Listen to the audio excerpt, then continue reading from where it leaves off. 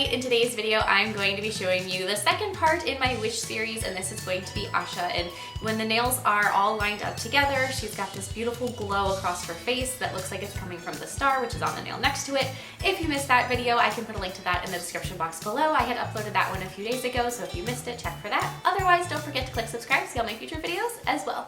I'm going to begin by creating a similar Starry Night galaxy background as I had in the first video. So it's just blue, sparkly dark purple, and then kind of a shimmery lavender color. The one color that I have in this mix that's the darker purple is actually a thermal color that goes from like plum to periwinkle kind of. So it does, depending on the moment, look a little different in the video from time to time. I am going to encapsulate this nail with a layer of clear acrylic. Behind Asha, I am not including any gold glitter. That is the only nail in this little 3-part series that doesn't have the gold glitter. I am now going to go ahead and file the nail shape, and then I'm going to start sculpting Asha. For me, I just want to say really quickly that sculpting faces from a profile is probably one of my biggest artsy challenges. It's one of those things where I feel like it's a challenge, you know, to make it look correct and not weird.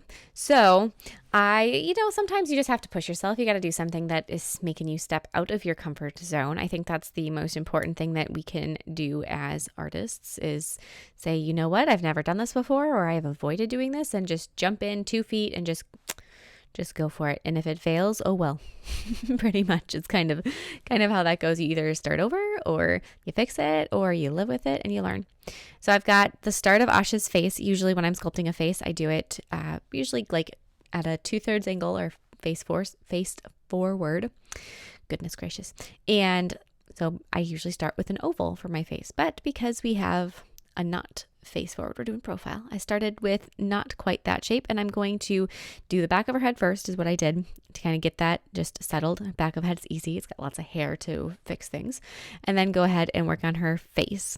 As I'm working on her face, I'm going to just slowly build up the shapes, frequently referencing my reference photo, and take my time.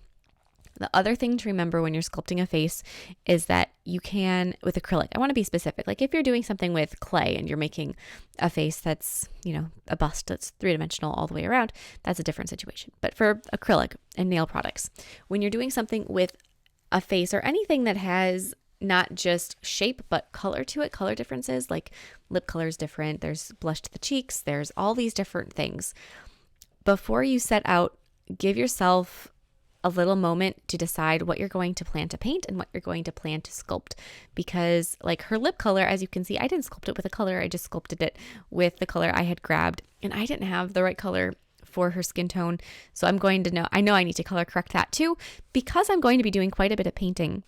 And I know that in the beginning, it allows me some freedom to not put a focus on what colors I need to be using so much, and more just on the shapes, which I think when you're trying something new and shape is the biggest challenge, that is a great way to do it, because it kind of frees up your mind from worrying about, oh, what color should this be? Because you're not thinking about that. You're just thinking about what shape this is.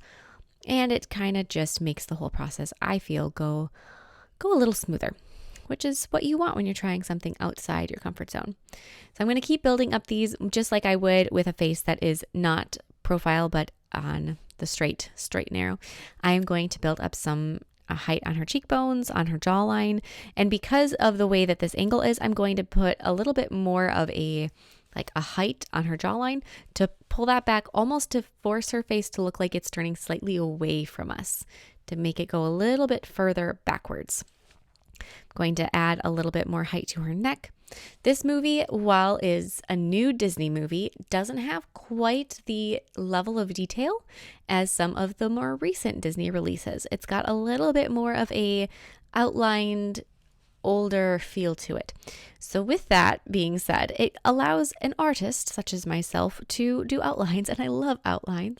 So I am going to definitely relish that. The one color I'm going to do on her face that's going to be a color just at this point is I'm going to do white in her eye. That's going to make that easier so that I don't have to paint the entire eyeball, just the details of said eyeball. So I'm going to start with that.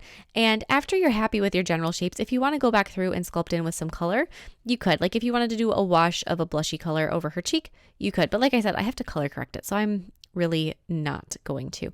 But if you get to a point where you're like, you know what, that looks pretty good. I'm feeling good. You could start bringing in more of the colors if that is your preference over doing it with paint. I am kind of here nor there. I feel like I'm comfortable going either way between paint and sculpting the color in with acrylic. So in my situation, I feel like this way was good. I am now going to take some browns and I'm going to begin doing her hair. For her hair, I'm going to do a section at a time. Then using the tip of my brush, I am going to start kind of sketching in the shape of her locks going down. So I'm going to just very gently kind of draw them with the tip of my brush. The reason I say very gently and I'm acting like you want to be very cautious with this whole process is because not that you're going to damage the artwork, but it's a lot of pressure on the very point of your brush to be doing all of this. And if you abuse your brush isn't going to do its job and is not going to serve you very well. So as you are drawing those little lines into your acrylic with the tip of your brush, just be aware that you don't want to go too crazy and use too much force. If you're feeling like the tip of your brush isn't strong enough to do the job without using force, I would switch to a different type of tool. A silicone edge-shaped tool works really well, or like the pointy kind. In this particular situation, because we are doing the lines and then doing like cross lines against them, I would probably go with an angled silicone tool if my brush wasn't serving me well. I'm going to add the hair going all the way down in front of her face, and then I'm going to start working on her hairline on the back and adding the hair that is behind her. I did use a very dark brown instead of using like black for her hair.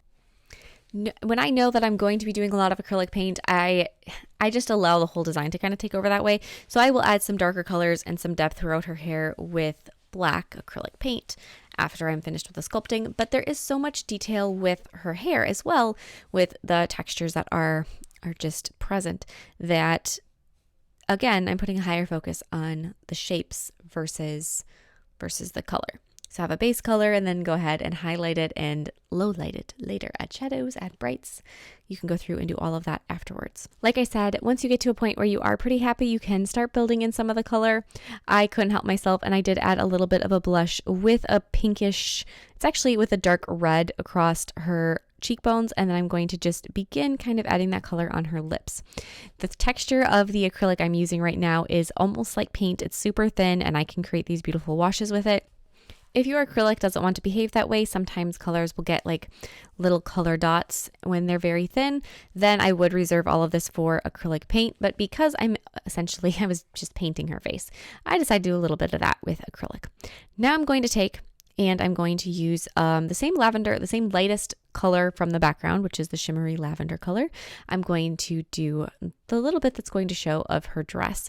Because this nail is relatively long, I was able to do some of that. Depending on the length of your nail, it may cut off before the point of adding clothes, or you may have to add more. I just have the very top. After I have that, I'm going to go through and I'm going to start color correcting everything that needs it, adding all my acrylic paint.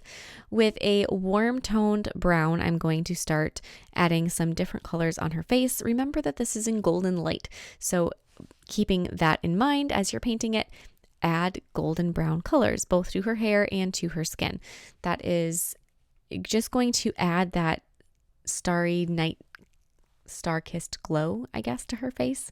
I'm going to, with a darker brown, add little hair details along her hairline, add some little hairs going forward, add a curl in front of her ear. I'm going to be using black to add her eyebrow.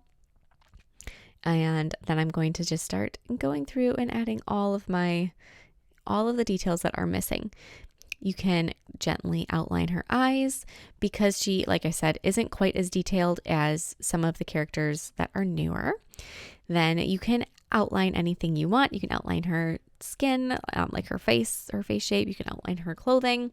As you can see, I am frequently mixing colors on my thumb. If you're using acrylic paint that is like acrylic craft paint, which is what I'm using, then you don't really have to worry about a toxicity issue with having the paint on your skin. If you are using gel paint, then that isn't so good. Use a palette or something and don't just use it on your skin. If you are curious about time and place of when to use acrylic paint and when to use gel paint, I have a whole video dedicated to gel paint versus acrylic paint, when to use each one, what their benefits are, etc., etc. and I can put a link to that in the description box below. So if you have any questions regarding either of those, that is definitely the place to go. Otherwise, on Miss Asha, I'm going to be adding the little necklace with the same burgundy that I put on her lips. I'm going to add some other detailing on what I can of her dress with another darker purple as well as that same burgundy. I'm going to be adding her earrings with that. I kind of just mixed myself a new purple. Like I said, it's great to mix colors. I love to mix colors. Then you can get exactly what you're looking for. Sometimes, especially if I'm doing like a big gel painting, I will just try to grab as many shades of whatever I might need as I can and just have them all readily available. But there's nothing quite like mixing paint. It's exciting, and it is something that really makes a piece feel unique to you. I am going to add the same gold highlights that I did on my star in the previous video onto Asha. I'm going to be very generous with them on her hair and then down the side of her face. I'm going to apply some gel sealer over the background and then matte top coat over Asha. And that is it for this one. The last video I am very excited to share with you. It's the last two nails, the ring and the pinky nails, and I'm going to be experimenting with a new product in that video. So if you are at all curious, definitely come and watch that one as well. I hope you are enjoying this series so far, and I will see you all next time. Bye!